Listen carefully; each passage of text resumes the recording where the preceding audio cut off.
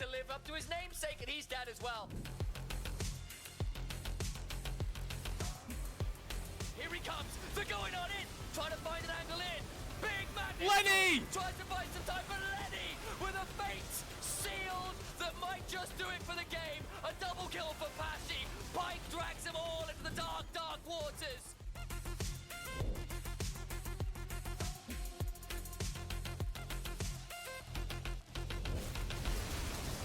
He goes back in! That is insanity for Verden! The triple kill for Aeon, that's the ace for Verden!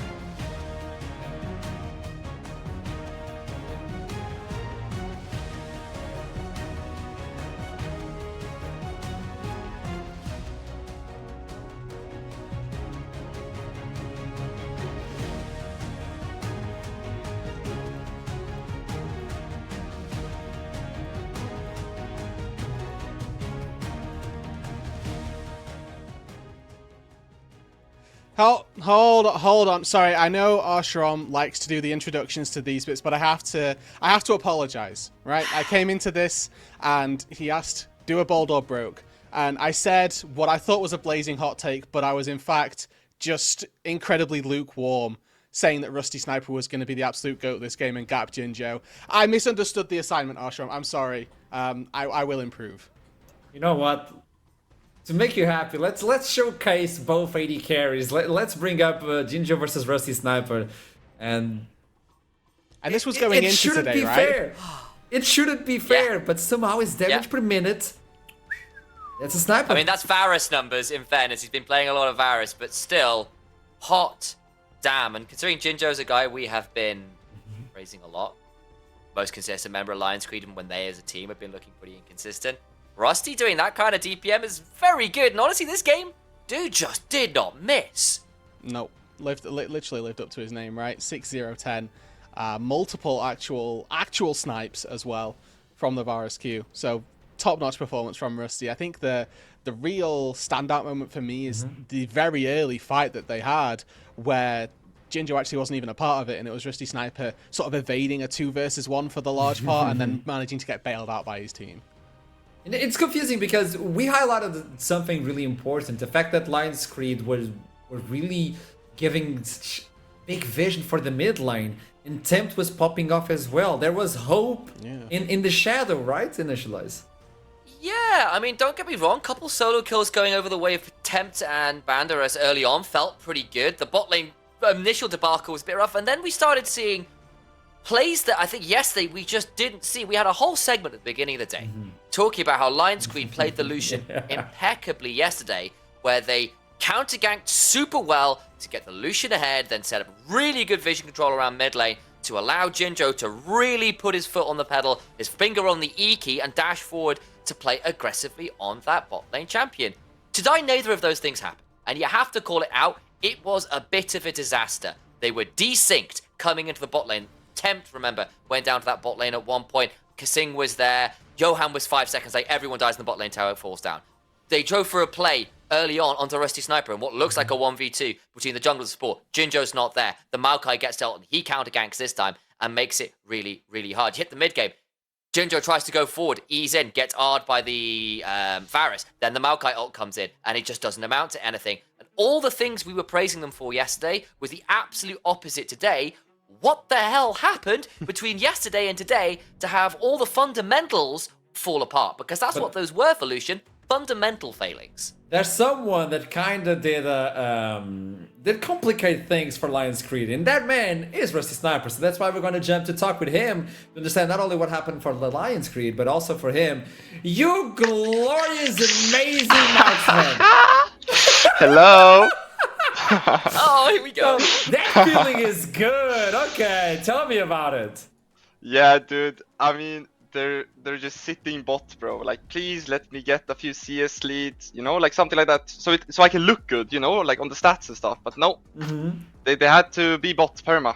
It's fine. We made it work. I don't know if you noticed, we showcased like you versus the enemy AD carry with the stats, and I saw that. in terms of kills, yeah, like he's ahead in kills, he's ahead in Yeah, everything, he's but a KDA damage, though? player. There you go. Yeah, You're dealing a lot of damage. look, it's about doing damage, right? Like, that's where the dopamine is. I don't care if I have 0 deaths, 12 deaths. It doesn't matter. As long as I do damage, you know, I'm happy. You're exactly the meme that that's a lot of damage. That's all you're looking for. You just want to wreak havoc. And right now, you're looking into the first place. You're looking to like, we're climbing this mountain. It's looking good. It's looking good. Is there anyone, but for you specifically, I don't care about the team right now. I want to know about you. Is there any player right now you want to face off and say, I got you, man. I don't care anymore. Yeah, painful, bro. Like, who else? Like, all these bot lanes, they're just... No.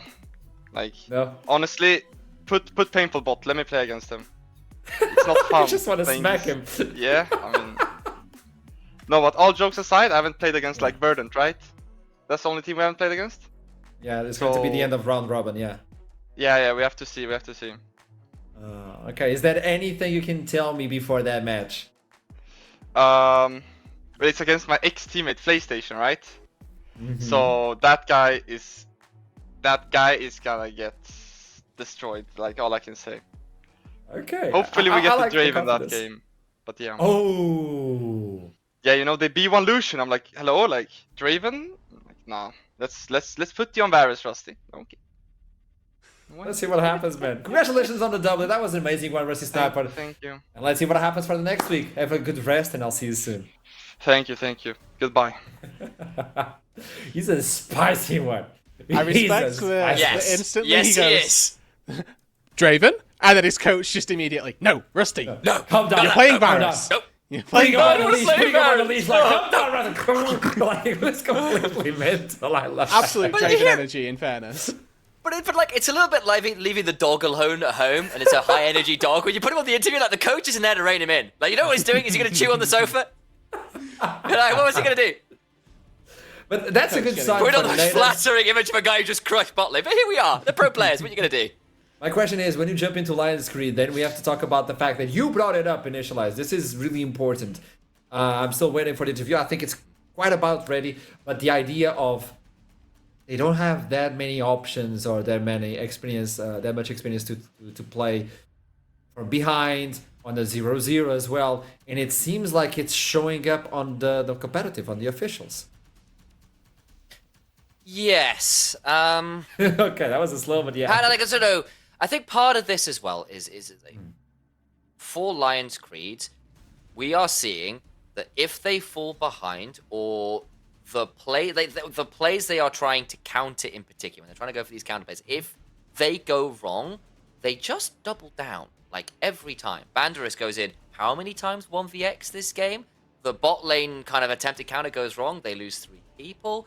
There's a lot of these kind of Valhalla plays that are kind of unnecessary. Guys, you're not Vikings. This isn't the 1300s. You don't need to get yourself to a mead hall this early on, guys. You can play a little bit more reserved. You can play a little bit more coordinated and try and, like, play not to just bleed out even more gold. You don't have to take these risky plays when you're behind, because at the minute, it's just counter-snowballing them. They're melting away. They're not building any avalanche. You know, that's quite important. Sorry, Raju, because we have the interview Yeah. ready, and that's the question that I want to do right now for Sena from Lion's Creed.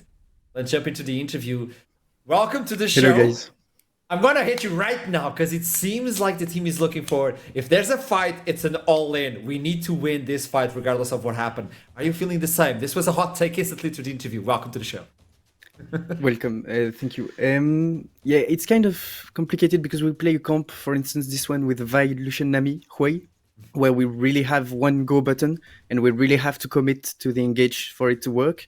So yes, of course, if we fall behind, it's harder to play these kinds of comp because you really only can go forward. You know, you don't really have much turnaround, I guess.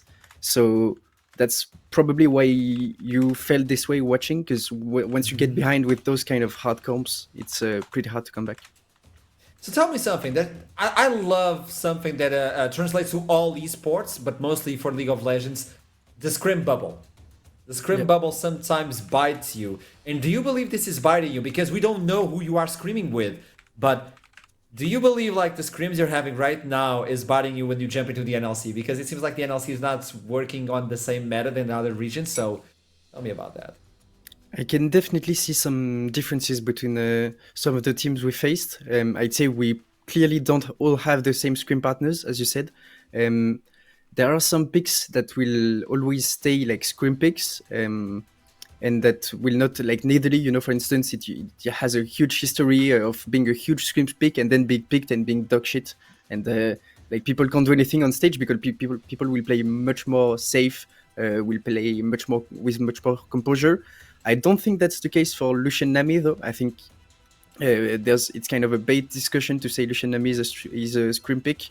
I think the pick, like the duo lane, has been strong for 6 months, a year, and maybe 2 years even. So, like, we know what the duo is strong about, and that's why we picked it, because it does what we wanted to achieve in the game. So tell me something. What is the next plan looking into Lions Creed? Because you're so comfortable, like in the middle of the table. There's a lot of options to go to the top of the table. All of a sudden, in a good week, you guys can jump into first place. What is your plan right now with the team? Because it's a hard job for you. I'd say consistency is what we need to work on. What we are aiming to is playing like the best games you've seen from us. What we're aiming to is get this out of each game. And so it's all about being consistent. Last week of scrims was a lot better. We worked on, like, we really improved. Maybe you can't see it because you're not in scrims, but we definitely improved a lot. And now we need to just like be consistent and know like how to be consistent and have more confidence in our level and our capacity to be consistent, and to literally every game play as we did yesterday or the 2 first games, you know, literally 25 minutes smash, and that's what we should be aiming for. Okay, thank you so much for the interview. Best of luck, because there's a big team right there. So as soon as you get it rolling, it's gonna be a trouble for the rest of the league. Thank you so much, Seda. Thank you. Goodbye. I love the oh, there you go. We're jumping right into the match of the day. Let's go. Light side Nord apparently. Get wrecked. Gotcha! Get wrecked. I was Correct. kidding. I think. How did you somehow. do that? That's incredible. Me in production, we have like a Hive communication, you know? It's jumping into Nord versus Light side. There's a match we need to highlight. It's Warzy versus Todak, if I'm not mistaken. I would like to see those stats because we're jumping into Champion Select. There you go. Jumping right into it. Well, later on. We'll talk about it as we go into Champion Select. We're cooking. We're just putting in stuff. So, Yeah. it would be no surprise to see Nord say 5th pick for mid lane is a very quick takeaway that we can give here. I think that Nile, this, to why you wouldn't see it top lane for Nile, I think he's actually taken a bit of a back seat on this Nord roster in terms of carry potential specifically. And I wouldn't want to go so far as to say that Warzy isn't going to be able to bust out something like an Akali if he's given the opportunity to counterpick. Yeah, I think it's also fair to say that Nile had a rough day yesterday. 2 solo kills in what should have been a counter matchup. The Udyr not looking particularly great for him, especially after what was a fantastic early game from Roshan. You've got to hope that he's playing a little bit cleaner, because Bucci is someone who, while he's not been the main player on Light side, when they did beat, say, Lions Creed, it was off the back of his insane Cassante performance, and if Nile is going to overstep, that could prove problematic. Varus first pick makes a lot of sense. It's still very strong. Hell, we just saw that last game. I think Ragnar is, again, one of those slightly more stable members on the team. We've seen a little bit of him around the kind of ELC for a while now. He's got that veterancy to make it work. The response of the Ezreal, I don't think is that surprising considering the patch we're on. I will be interested to see whether that's a flex here. Warzy is that guy on the roster, I think, who's had the most consistently high mechanical highs this split. So maybe it does get flexed, but we'll have to wait and see. No, I absolutely agree with you. I have a lot of stocks right now in Warzy and his just general capabilities as a mid laner specifically. So very excited to see what the limit is really for him, and whether he's got an Ezreal mid locked in his pocket would not surprise me in any way. Now, of course, like I said, when you've got this very standard AD carry opener, you can just kind of default to, do we want to early rotate that Azir in? I think that Torak has been maybe one of the weaker areas of Light side's composition. I've been very impressed with Bucci and Emp so far, but left a little bit to be desired through that midsection. So putting a safe, stable mid laner isn't particularly a surprise. Yeah, and I think having Emp on the Shinzao as well is really helpful, because I think we've seen a lot of our NLC junglers really do very well early on in that champion, make some very aggressive invids. Roshan did that just yesterday. Earlier today as well, we saw a huge performance out of that in our first game as well, shutting down Zubak's Nocturne. Found some very good play there from Julbu. So I like that a lot. You've already got an Orianna ball on top of that. So your engage and pick right now is actually really clean from Lightside. Varus hits an R, Shinzao goes in, the Orianna ball's on top of him. Anybody who's in that dies. The response is to kind of set up the Maokai zone of control and denial with the Ezreal and Corki, who are super safe poke machines. You probably want something else as kind of an additional flank angle or front line. So Aatrox, Cassante, would have been nice if the Cassante wasn't banned, of course. Probably something like that for Nille. Can I raise you one extra poke champion and tell you Jace top with full AP Maokai jungle? You are an awful human, and I love it. That just sounds a bit like it's miserable. But I appreciate it. Like, if you can make that work, it's just not okay if you hit all that damage. It sounds a little too season 13 is the unfortunate thing also. I wouldn't put too much weighting into half of the things that I've said, and specifically not that comment about a triple poke and AP Maokai, but... I mean, you could do it, but you have to be very good. You could. You do have to be very good, and I don't know that 3 and 2, 2 and 3 is necessarily the situation you'd opt into that.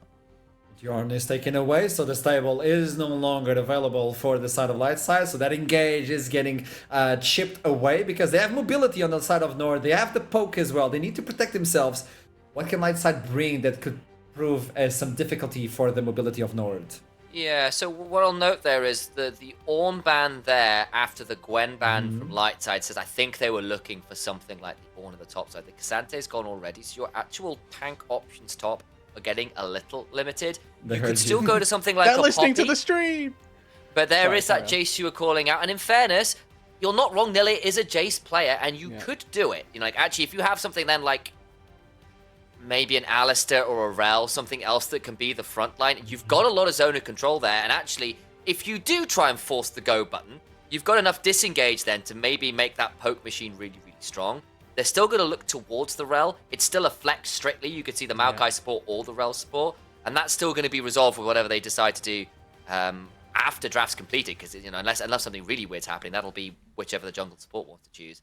I think we now need to see whether Bucci gets a top lane tank, realistically. Yeah, I would actually really like to see a sort of Bard angle here for Dr. Chaos, because I think that at the minute they are lacking a fundamental engage. They're, kind of fishing with Varus ulti, which is notoriously a fairly difficult skill shot. Leona functions as the same way. You can quite easily be primary engage on Leona, so it's not a bad thing here either. I was just thinking more for the lane to be a bit more lethal, or more so a nuisance, I guess, to be paired with that Varus. Yeah, I think so. I think you've now got a second ball carrier as well and a second bit of CC, so Leona or Shinzao could start a fight. The Orianna ball can go on either, and you feel pretty good about it. It's a solid team comp to do a front to back. You've got the Nara's potential split push option. That makes a lot of sense.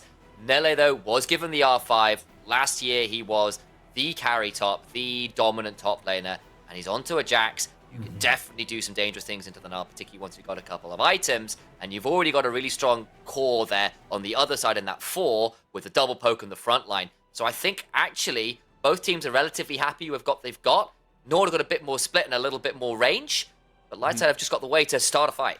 I think as well, if you remember back to Nille on Verdant last season round, they were actually one of the few teams that we were crediting with an ability to play split push. It was with Nille in the top lane. It was with Nille piloting Jax in the majority of cases when we're saying they're our only team that are really playing split push well. I think this is a great sort of dial back to when Nille was acting as a carry for the team. So, where do you believe this is going to end? I just need... Who's going to win, in your opinion? Initializers or Dude? I just want to hear the names. I think it's NORD. I also think it's NORD. I predicted them. It's NORD. Same. Okay. I need to win it. I can't go 0-3. Not today, please. Let's see what happens when we jump into game. Both teams looking for the W to end up the week. But since we've been talking about Shakespeare all day long, I have something for Middlecott. When in disgrace with fortune in men's eyes, I all alone beweep my outcast state. And troubled at heaven with my bootless cries, and look upon Middlecott, his mouse, his cursed fate. Take it away, boys. Wow. Jesus. Like, How am I meant to respond to that, man? Like, bro's quoting sonnets at me, and he's incorporated the woes of my mouse into the entire situation. Like, it's not that interesting, guys. I've just got a bit of a dodgy mouse. It's not more interesting than the match of the freaking day. Veteran talking about these compositions. I'm feeling like we're getting stuff which is very archetypical, which is very in the style of both of these teams. Light side, all in, all the time. NORD with this 4-1 split push composition, which scales oh so well. So once we get to NORD time, post 35 minutes, they're going to have a wonderful time of things. That was a very interesting characterization you gave to both of those compositions. But yes, that is essentially exactly what it is that we are looking at. I literally couldn't have said it better myself, as I did like a minute before we came in. Nyla. Whenever he is on a team, we're thinking, are they going to enable his split push? And we see a very 2015-2016 Rocks Tigers-esque composition built around enabling such a split pusher. They did it with Smeb, now we're doing it with Nyla. Are we saying Nyla is basically Smeb, thus basically being the next Faker? Yes, we are essentially saying that. And the question is, can you break that siege formation? The Maokai with the zone control from his ultimate, like we saw last game. Corki with immense range. Ezreal with immense range, both with immense levels of mobility. Can you break that clump as it's pelting on the tower, resetting waves as you're trying to move up mid? Because if you can reach onto any of them, it's an Orianna-Ball delivery system, it's Varus's burst coming out, it's a lot here, right? It's Xin Zhao, Leona, they do have the tools, but you also have the tools to counter it, so NORD should feel quite comfortable. It's an execution-based thing once again, but NORD, if both sides are executing well, NORD should be able to win this one out. Always a big fan of range, always a big fan of mobility, always a big fan of just hitting things with a lamppost, and NORD has all of it. You got a lot of experience of hitting stuff with a lamppost, veteran. Yep.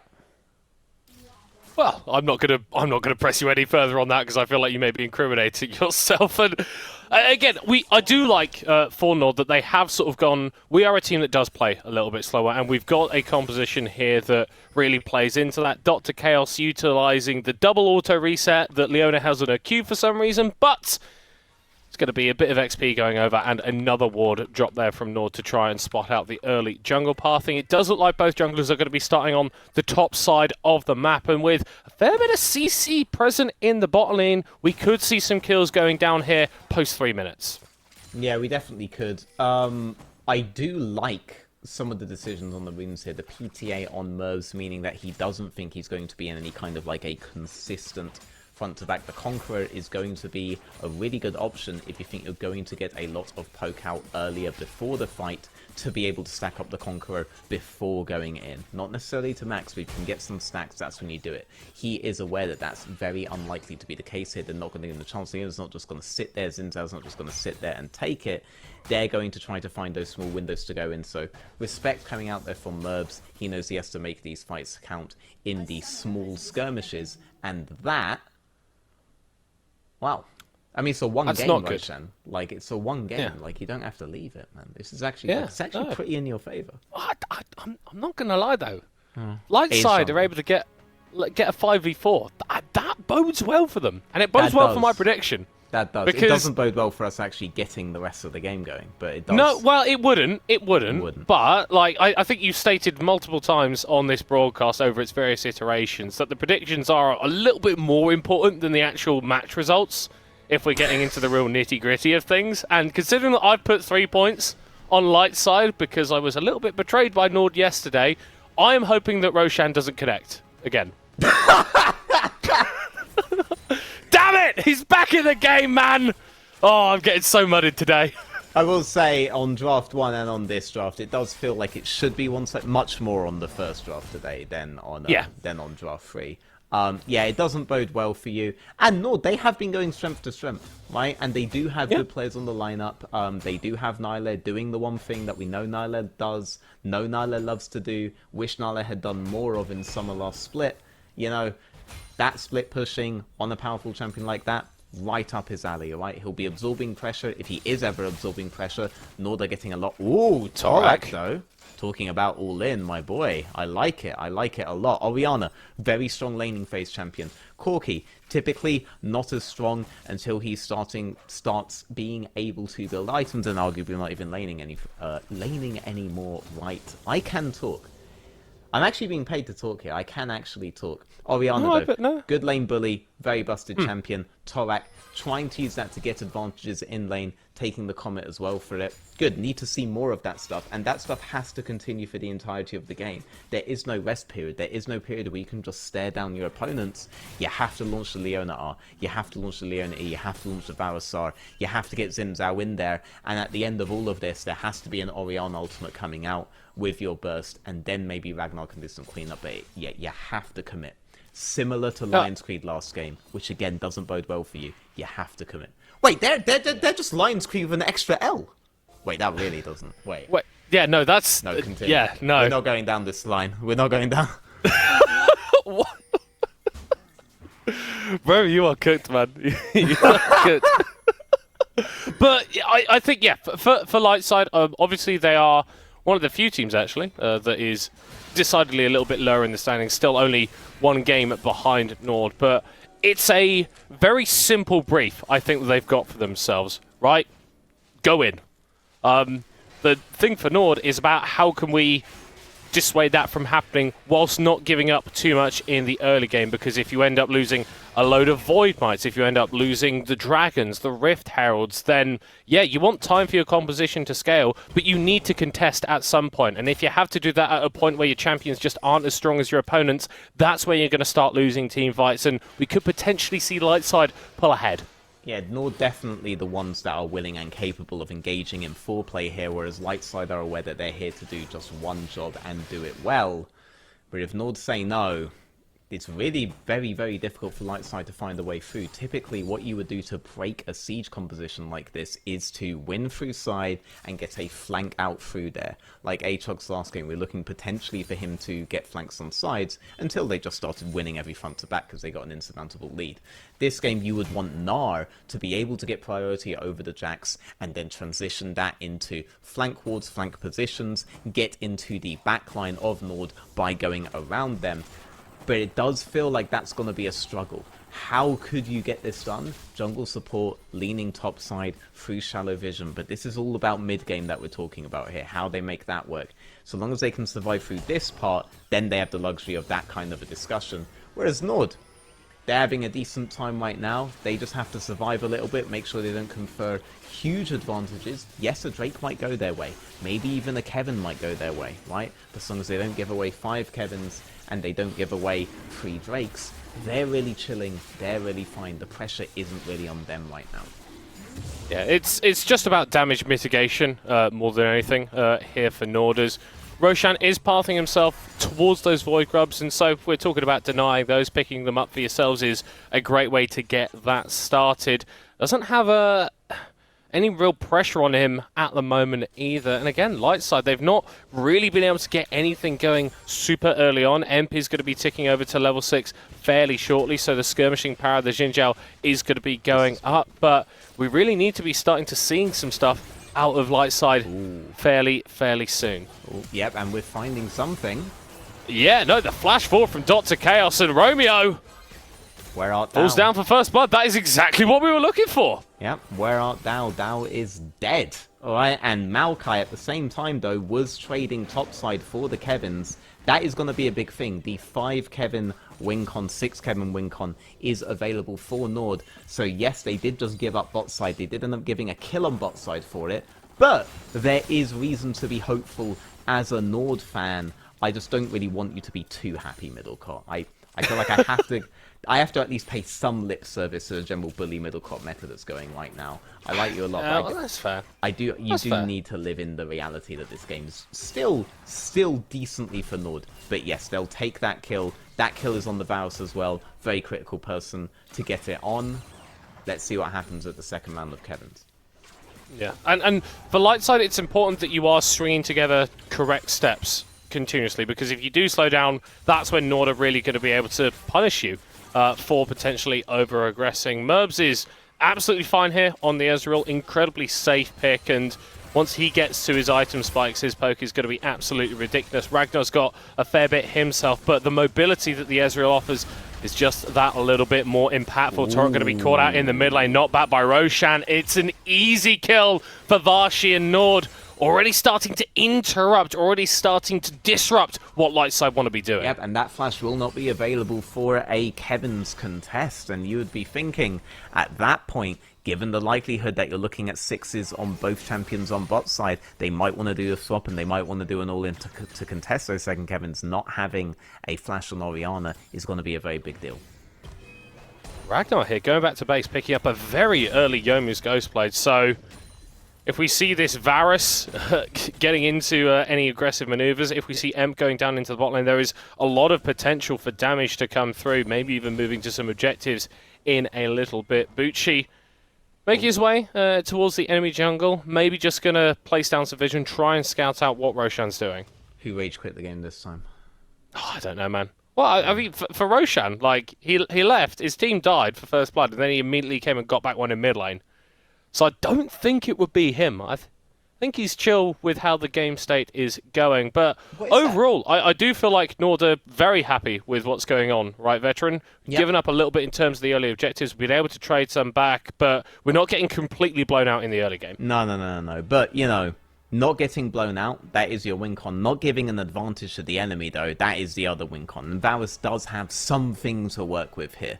I do think, though, removing the Orianna flash pretty much guarantees you're able to do those Kevins, so long as you're able to get the priority for it. So let's see if either side does a play around bot side, or if it's just going to be simple double reset there, in towards mid and towards top, or if that will even happen at all. Maybe you just decide to abandon it and go for further acceleration on the Varus. That's something that Lightside could very likely choose to do. They'll be like, okay, we won't get the Kevins. Let's make sure then, given that we will be up against a big side lane threat, that we go all in on this Varus power and we make that work later on. Yeah, they have poke champs. Varus is basically a poke champ. Varus can do a lot. We already have a kill on the board for him. Let's keep that acceleration going and get bot side out. Yeah, and I think the key thing for Lightside is they've got so much more potential to capitalize on that poke when it does end up coming down.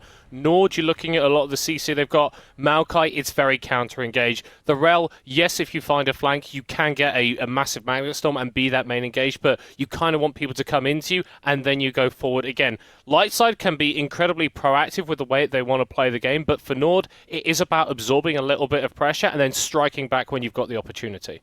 Yeah, and I also think when it comes to the late game scenario, once Baron is spawning for NORD, it is literally 4 people, chill, don't get caught, clear waves, make sure best case scenario they get is a reset, and if they ever split, right, if you ever find yourself with a 3-man in the midsection and you have enough knowledge of what's happening with us so you're not just going to get flanked, move forward, siege, whittle down the mid tower, punish them for their movements to try to stop the Jax. Jax is just over here in my head. Right? It's just, I have a whole. He's in your kitchen.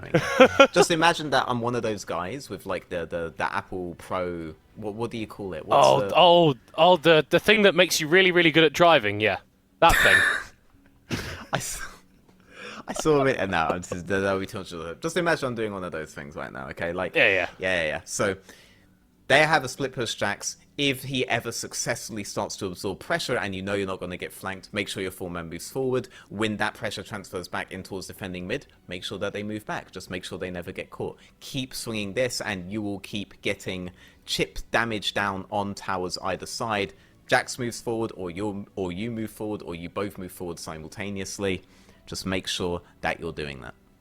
Yeah, and I think this is where Nille as a player really just shines in terms of playing the split push champions, because I don't associate him as a sort of player that is going to be going absolutely mad in side lanes trying to kill your opponent. He's someone that very fundamentally understands the game and is willing to play with pressure. He's got that killer instinct. He'll go for you if you overstep, but he's not going to overforce, and he is willing to play back when it makes sense. And I think that's why he's been able to succeed at the top level of the NLC for such a long time now, because he does just have that little bit of intuition and that game sense that some top laners, when they're playing stuff like the Fiora and the Jax, can be a bit lacking. Yeah, I mean, there are 2 kinds of split pushers. There are the patient, calculated split pushers, and then there are the split pushers who aren't really split pushers. They're just people who are overextended a lot, and they just happen to discover that is in fact an entire playstyle. And Nilla's always being much more on the calculated end of things, rather than one of the ADHD Fiora mains. And so I do believe in them to be able to juggle the waves properly, as you actually want to do. Yeah, so just a little bit of an insight into the technical pause. Someone's had to restart their PC. Hopefully they've got like an SSD and they're not running League of Legends off of a hard drive and it will take them 10 minutes to restart. So hopefully we should be able to get back into games soon. But I'm just counting this as more NORD time, to be perfectly honest. The game is being extended even without time passing in League of Legends. This is only benefiting NORD. If time is not passing in League of Legends, is time being extended though? And this, the first blood on Romeo, this was the first good thing for Lightside, if you want to talk about advantages. It's off of this that Maokai knows he has full permission to do whatever he wants on top side, sure, but getting that one kill on the Varus who you got the Dirk on, that is using the first spike well. If that's intentional, if they're thinking we have this Dirk on Varus, we should be playing hard around bot, they can't really contest us, oh, you are mispositioned by virtue of thinking you're allowed to exist on this side of the map, then that's great. That's the kind of thing we need to see from Lightside later on, that committal to any single one of these catches, because the damage is there, and the damage will be there later, even in the Season 14 tank meta. Well, and once we get later, it's not just going to be the Leona with the Varus following up. You're going to have an Orianna ball on top. You're going to have a Meganar coming over the top as well. I'm not going to lie. I feel like Torok was dead. Yeah. Sort of, regardless, you don't necessarily need to be burning the flash here. Yeah. And like we've already said, taking that flash off for 5 minutes is going to impact his ability to play around objectives for the next while. Yep, I mean, no matter who you are, we do not criticize you trying to live unless it's in League of Legends, in which case there are times where you should just accept your death, and that was definitely one of them, right? No real counterplay there. Orianna absolutely needed that flash for the next big objective. Little bit of a panic flash, but there is no real counterplay to the Maokai when you are a low mobility champion like Orianna, and that's going to pay dividends later on, right? That is a mini preview of Orianna Varus trying to deal with this siege composition when Maokai is able to press R and create so much space for the Corki, for the Ezreal. If you ever split any amount of people towards the Jax, and you're walking forward with this Maokai Ezreal Corki, there isn't really a front to back counterplay there. That's why these flank wards, we keep coming back to them. That's the big counterplay, because otherwise you're going to have a very difficult time, and that tower's just going to get chipped down. And I think we have seen elements of that coordination come out from Lightside. I mean, they were able to beat Lion's Creed, and I think the way they did that was fairly collected in that form. And there are members of this roster that have played together for a while coming up from Division 2, but it is very hard to execute on that sort of strategy when you are being pulled across the map by a team which has so much of experience and an understanding of how to play these compositions out. Yeah, I mean, during their very short ELCS tenure, Elements weren't actually very good at those kinds of coordination because you had a lot of people thinking one particular idea on how to play, but none of them really meshed very well together. Whereas on this team, you can see how, whereas you have two kinds of playstyles, that siege, that poke, you also have that split push that complements it very well, despite coming from a completely different philosophy. Oh. How have you been today, Veteran? In Been terms of okay. the games, have you been enjoying them? No, because I've been losing every single one of my points. I've lost 10 of my points already, Middlecop. You know that? Bro, I'm 06 so far this week, Yeah, man. and after this, you're gonna be 07 if you know what I mean. I really don't want it. I really don't want to happen like that because that is the ultimate insult to my intelligence, and I feel like Other than there's all been the ones initialized, is other than all the ones that initialized is insane.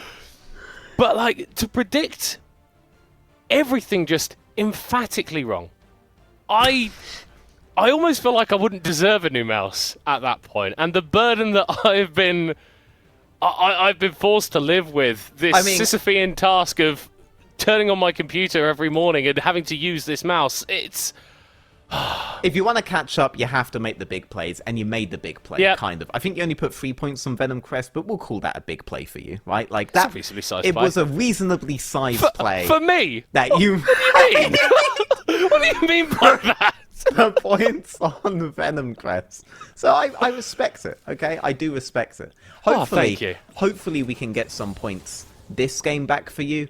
It's not likely, I'm going to be real, but hopefully we can. You know, maybe we can work it around. Maybe eventually you could... Did you remember to... Actually, it wouldn't even matter if you remember to be on Twitter this time. No.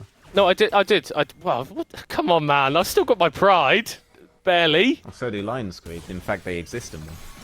Oh, Vashi gonna get caught out here. Able to Valkyrie away. That is a preview of, you know, not getting caught because you can just press W. I love the fact that there are champions in the game that have insane amounts of range. And if you close that range gap, they just press a button and it's not flash, but they are still miles away from you. Isn't it beautiful that we have those kinds of champions in the game? I'm not necessarily a fan of them. Oh, Nilla gonna pop the ult here as Bucci looks for the all-in. Throws him back with an R and takes a positive health trade. Bucci has actually been a bit of a surprise package for me so far this split. One of the players on light side that did come up from Div 2, and he's been able to net himself a couple of solo kills here and there. I think the Cassante has definitely been his best performing champion, but I don't feel like he's been completely out of place in this league on some of his other picks either. No, definitely not. I mean, I think Lightside have had their moments in general of brilliance. It was a bit strange. So Bucci's trade, yes, it was a bad health trade, but he made it better for Nyla by having the wave move back into him. Now, though, Nyla has set the wave back in towards Gnar, which means he's going to have to TP top. Torok, better positioned here, is not going to get all in on. There you go. The feathering out of And that's flash a doesn't matter. big burn on the ult there from Roshan. The Grass Recruits have a long cooldown this early on, and with Dragon Wow. spawning in 20 seconds and with Grubs on the top side, there are definitely objectives that Lightside can move towards. Yeah, I mean, this is curious because Maokai has moved towards bot side for control and Rel has moved because she was coming towards midsection, towards bot side for control. I thought the play mid was going to precipitate a play for the Herald, with Nilla also burning his TP top on that slow pushing wave. This was the whole thing I was going for in that mini speech, but instead it looks like they're going for this Drake potentially, and maybe it's already too late up there and they might have already given up too many Kevins. Two have been taken by Lightside, so yes, they're not going to be able to get the 5 Kevins now. They thought that that singular Drake was more worth. It's a bit of a weird one, though, because I look at what Lightside have been able to get out of this early game. It's like, okay, great, you've got 1 Drake and a few Grubs. That's cool, but neither of those individually really build towards a win condition. If you've got 2 Drakes, then I feel like you can start to pressure Nords towards the Dragon Pit when the 3rd one's spawning, and if you can take that away, then obviously you've got Soul as a potential. We'll have to hold that as Bucci's getting jumped on by Vashi, slams 2 into the wall. A TP coming through from Torok, but it whiffs on the shockwave. EMP is here to try and spare the blushes of his mid laner, and he's not going to be able to do it just yet. Nille throws up the counter strike, flashes over the wall, but Emp follows him to death. Vashi now in a 1v1 versus a Xin Zhao. Normally doesn't go well for the Corgi, but still able to even up the trade. That was so close to so good for Lightside, but Nord gets something out of it. Still a victory there. Jax doesn't get any of the kills. Jax is being removed from the map. Jax doesn't even have teleport right now. There is a big possibility here. Yes, it looks like Lightside may. Yes. No? Maybe. Either one. Surely. Roshan with the kill, taking out Bucci. Yep, okay, so whereas they do lose their own top laner as well, they have stemmed some of the Jax's acceleration for now, and that is really what you want. Like, Jax is the big linchpin through which most of the composition relies upon, but that Corki, 2-0-1, that's definitely going to hurt later on in the game. Do like this swap, sending Jax bot to catch the wave that Corki had pushed in to go for the play topside. Corki fixing the wave top, making sure that that's done. Jax picking up the wave on mid, and now reswapping. Very, very standard set of plays, but it's always nice to see.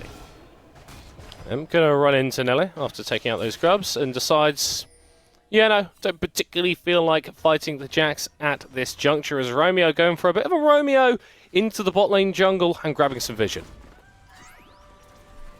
Yep. And that will facilitate Ezreal moving in towards this tower on bot side, but I don't anticipate him being there for very long. The moment that any enemy shows up on bot side there, he can just back off. The wave has already crashed. It is good though that Rel is out on the map now, right? She's looking to try to get more control here and potentially a buff contest for the Maokai on the bot side of the map. They are matching the Xin Zhao's side. They're fully aware of the Xin Zhao's movements, so off of this, they could be looking to make a play there, and even if they don't get the Xin Zhao, you have that pushing wave on bot side from the Varus, so they can pivot off for a play there. Delta Chaos going to be spotted here as he is moving towards the mid laners. Romeo continuing to be basically attached to Roshan's hip. Would have a small numbers advantage if they go onto the Leona here. Obviously pretty tanky with that Shield of Daybreak. Roshan going to be investing the ultimate as well. Not sure how worth that is with the flash being burnt defensively as well. And NORD fumbling a little bit there, spending a lot of tools and getting very little with them. Yep, and they are going to want to get more, but at this stage of the game, for NORD, having that much damage in mid lane, you have to think that's going to buy time for the Jax to get fed and to get up there. So they're not too much panicking, but this Gnar, we were talking about how the big thing that they could do to try to break a siege composition is have the Gnar split push, have the Gnar get in on a flank position. It's looking like that could be possible based on some of the trades that we have just seen on top side. Bucci continuing to show up in this league and demonstrate that, yeah, he came from Div 2, but he's not someone that you can underestimate versus someone who I think we would have almost unanimously said was the best top laner or expected best top laner coming into this split. Emp is going to be able to pick up that Rift Tail, so bonus damage on towers in just a moment's time when he summons that. And NORD have had a fair bit of HP taking out some of these side lane towers. Yes, but still, this is all just a lull, a calm in the storm until we get towards those late game positions, right? Nothing in the game significantly changed how either team want to go. Just the big question mark is this Gnar, is he going to be able to be that pressure when we get to that point? Right now, he definitely can. So if Lightside are going to explode anything, it's going to be now and it's going to be soon. If you can get the priority in on the wave topside as a slow push, transition that into mid, you could potentially have a better all-in teamfight composition at that Drake much earlier than NORD are able to get their 5-man in, which is why Jax is fighting like hell against the NORD, trying to make sure he doesn't have the HP to make that viable. Yeah, but he's not winning at the moment. Bucci slams him into the wall. Yep, it's a losing trade, but does Bucci have the HP to just go into mid, into bot, and try to go for a full-on 5v5 fight? It doesn't look that way. It now looks like there could be a play open for NORD. That's why they've moved straight topside. Ultimately, they don't get the trade play, but they don't die as well. That's what they did not. Oh, Bucci's hanging around, actually. Oh, Roshan has just been able to catch him out. The hop interrupted the flash forward from Nile. First kill of the game for the Jax, sorely needed to get him online. Yep, I spoke too soon. Bucci had backed off. Maokai Corki had started to back off. I thought that was it for the play, but apparently not. Bucci went in for another round, and now that losing trade that Nyla took is a winning trade overall, because who really wins out on the trades? Whoever's jungler is closer. Does just seem to be the rule of top lane. Lightside were just about able to take down the first tower in the bot lane before Nilla and Roshan took down that top lane tower. So in terms of the gold, we are looking at a bit of a match split. Lightside's bot lane emphatically empowered, but the top side of Summoner's Rift favouring NORD. Yep, and getting a long lane state here is going to benefit whoever actually wins out on this 1v1 in the long term. Jax is loving that there is at least one area out for it. Corki will also love that if he wants to continue to scale to those 2-3 item spikes, because he has in both of these areas a place to do that. Both sides are now long lane states. Jax can go on either one and be very, very impactful on these item spikes.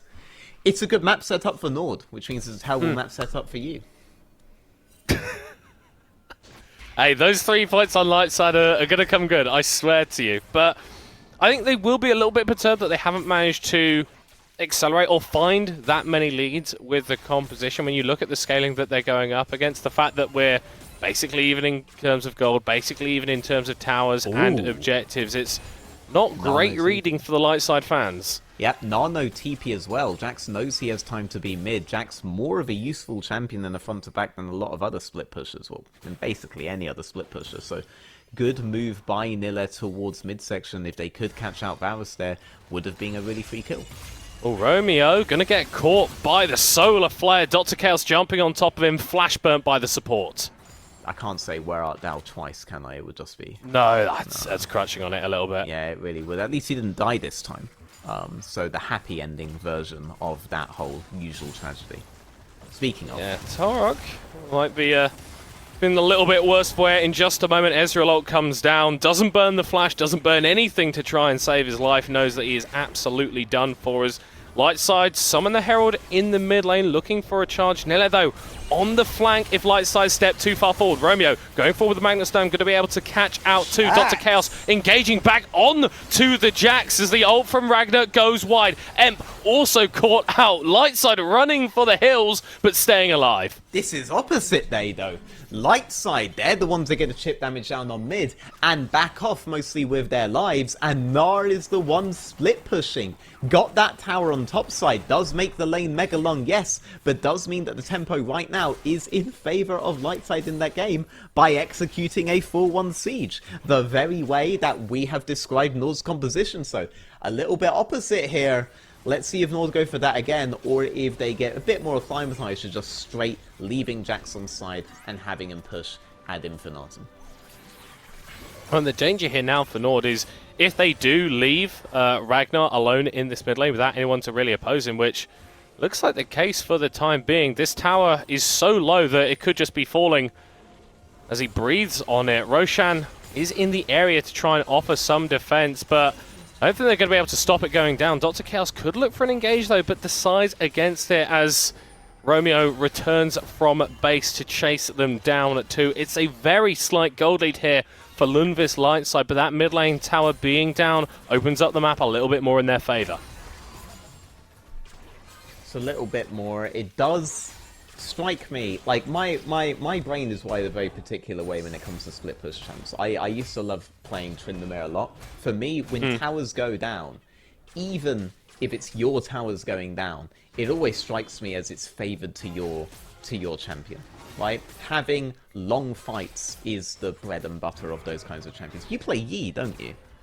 Well, we don't really need to share information like that with the public. Romeo going to get caught out with the Chains of Corruption, followed up by Dr. Chaos, dropping all the CC on the Rail's head, but that's not the best place to put it. Bucci jumped onto by Nilla once again with the counter-strike as Vashi catches out the Leona on the other side. It's 2 for NORD. The package is dropped as 2 members of Lightside are falling. Shockwave only connecting through onto Roshan. A little bit of damage in reprieve, but NORD went out on the fight. Now that is a massive fight. Nilla joined it once again, but getting those kills just before Drake and demonstrating that Lightside do have quite split plays and quite split, very similar to how Lions Creed were playing, focuses in their 5v5. That bodes really well for NORD for the rest of the game. And it's 2024 middle court. Like people are more accepting of E players than they were in like season 3.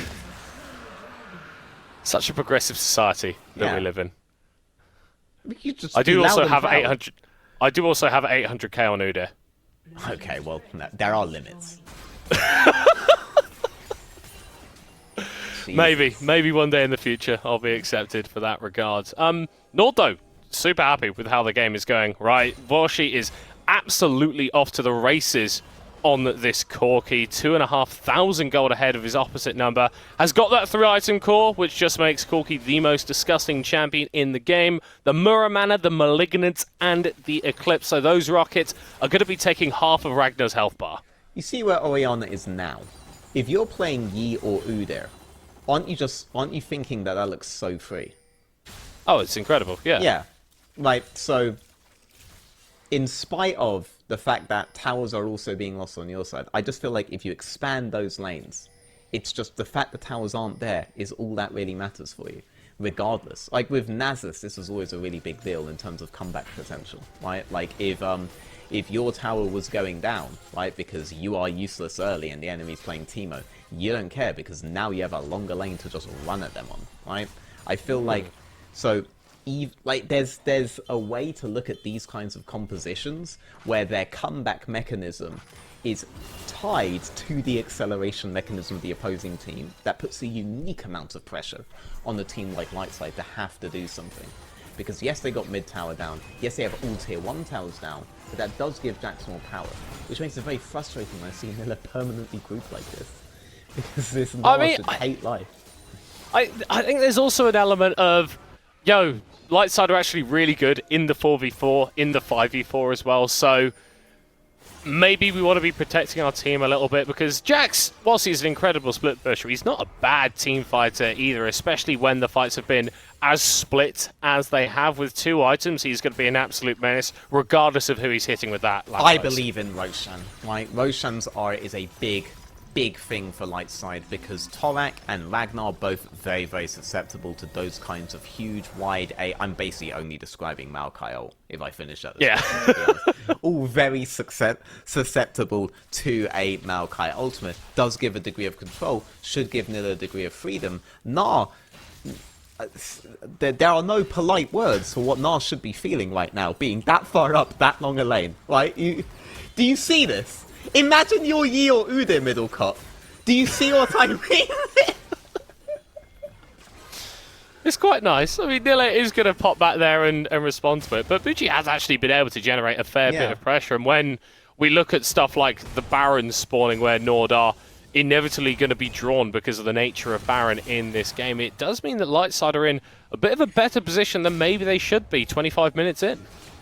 Yeah, for sure. And it does feel to me like, whereas they are understanding that they have a lot of opportunities when they're just staring at the opponents in a 5-on-5 by throwing out spells non-stop, by having that poke composition going, they haven't quite learned that it's actually quite difficult for them to just dive and break the towers. You need to split your opposing team up. Lightside, they don't need to do that. Lightside, they can just go all in all the time. Lightside, they can go hard and fast. They've never heard of foreplay. I've asked their girlfriends.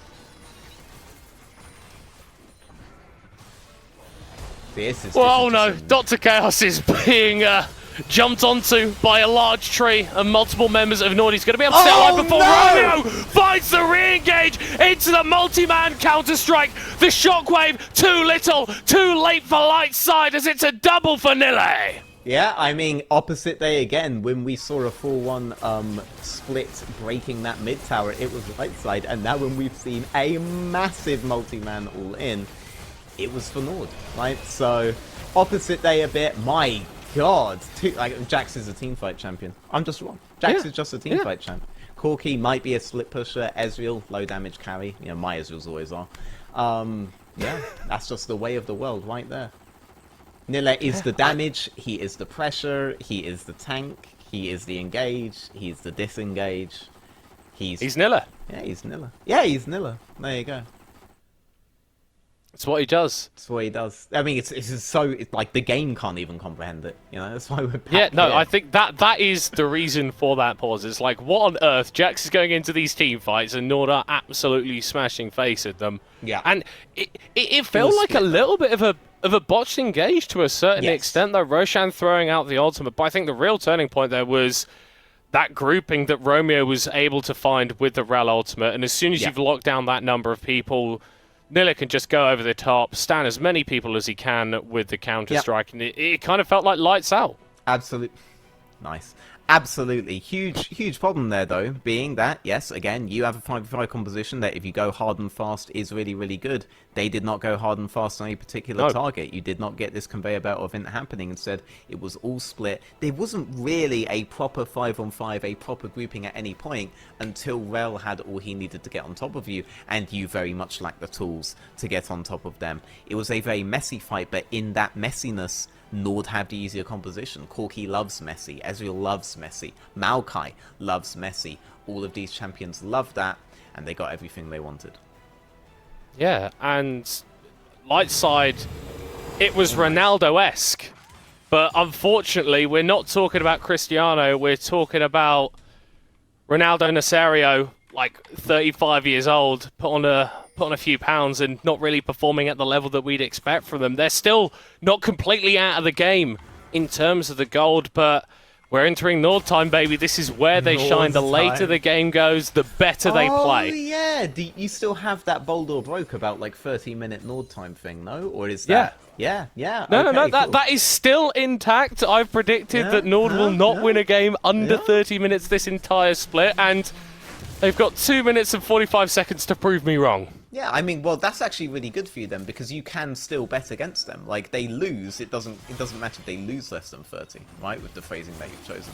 And then this composition, you must have loved it, because yes, we're talking about how they can juggle ways, they don't really feel any threats, the enemy has to play so much better, blah, blah, blah, but nothing I said there indicated that anyone but Lightside could play this fast. So, this was really good for you, I mean, except for the fact that they're obviously winning, but...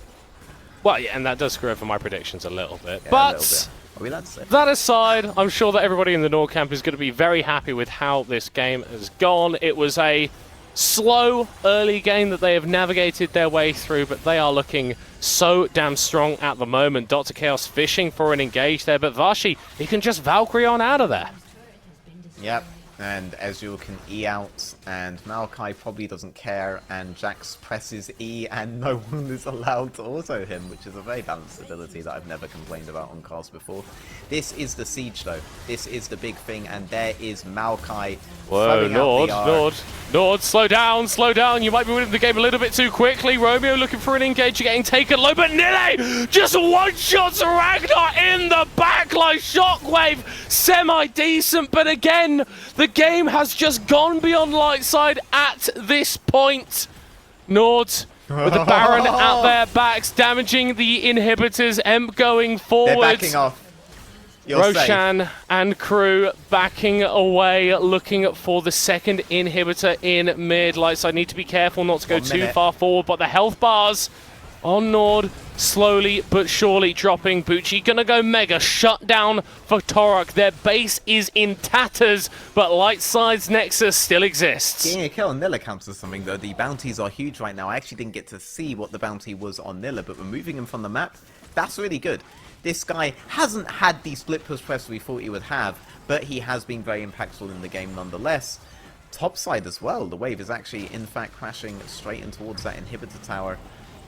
The map's not... Okay, the map is horrible for Lightside, but it is not the completely over scenario that we were looking at before. They have somewhat broken open the base, they have been able to play these wide map states, and given that they've broken the base on topside, that is one rotation away from going down, does make these two inhibitors very, very easy to play around. You're not really thinking about the mid one that much until Jax is back on the map. You are thinking about that bot one, but you could probably get two sides down if they play a little bit better. Crucially though, 2-1, you are still correct on your bold or broke. Just about hanging in there. Nord got dangerously close to ending the game there, but Lightside hanging on for the time being. It really is a hit and hope, though, now. I'm glad that you got to see the setup we were talking about pre-game, though, with how that Siege and how that Maokai ult interacts together, how difficult it is to break if they're able to get there, unless you're able to get a flank on them, right? So, set that up a bit more. That's the real power of it. You don't necessarily have to go up Jax with that, and they didn't there. That is the setup. The Baron setup that they've got going is the setup they should be wanting to do. And now Jax is trying to take advantage of this open mid inhib. This puts Jax in a good position to flank with E. I do approve of that for sure. But when it comes to this man, look how strong it is. What is the real power to play here? Like, what can you actually do? You walk up, you get chunked. If you commit, Maokai presses R. What is there to do? There is nothing to be done, as Napoleon said. It feels like a game that was lost 15 minutes ago, and only now a Lightside feeling the effects, but it's not done just yet. Already 2 kills in the blink of an eye in their favor, and Dr. Chaos looking for number 3. Nilla able to leap strike his way on out of there, but the chase comes through. Flashback from Roshan, another Zenith blade connecting, but the counter strike onto the backline keeps Nilla alive, and it's the death of Lightside. Turned around, counter-engaged on in an instant, and Nord take over the fight at the back end. Yep, the minions trying to end the game there, but that's still... Oh, well, I think I've spoken too soon there. Double TP. Oh, dearie me. Nilla TPing into the base. It's a split push. Kind of. In essence, but it is team fights that have won the day for NORD. The Nexus exposed, just padding the KDAs at this point. Incredible stuff from Vashi, incredible stuff from Nille, incredible from NORD. As once more we have a team at 4-2 at the top of the standings, and it's NORD, baby. It's slow, it was methodical, it didn't quite take the form that we wanted, but it did take the form of a win. I apologise, Middlecom. Lightside weren't quite able to do it, but Nords, they executed, maybe not in the way that we anticipated them to, but it was another patient performance by them. Wait until they're strong. Wait until Washi was just doing unspeakable things with those Corky rockets. And I think we alluded to it then. It did feel like this was a game that Lightside never really grabbed a hold of, and it just ran away from them. Topside did, though, oddly enough. Into Nille, one of the strongest ones. Bushi did have a pretty good game. Maokai did do some pretty good trades topside over it. You did, at one point, get that catch on Romeo early. There were glimmers of hope, right? There was light at the end of the tunnel, but not on their side. Oh, that's good, veteran. We are going to be jumping to a very short break. Stick around. The analyst desk going to break down that game and set us up for the final matchup of today. Break it down, break it down. Step on the gas, let's get out of town. We gonna break out and have some fun. We gonna do what you never done. Oh yeah, yeah. Come on, take your body with you. It's a money weekend. Everything we wanna, we go do. We go do. It's leisure, we go do.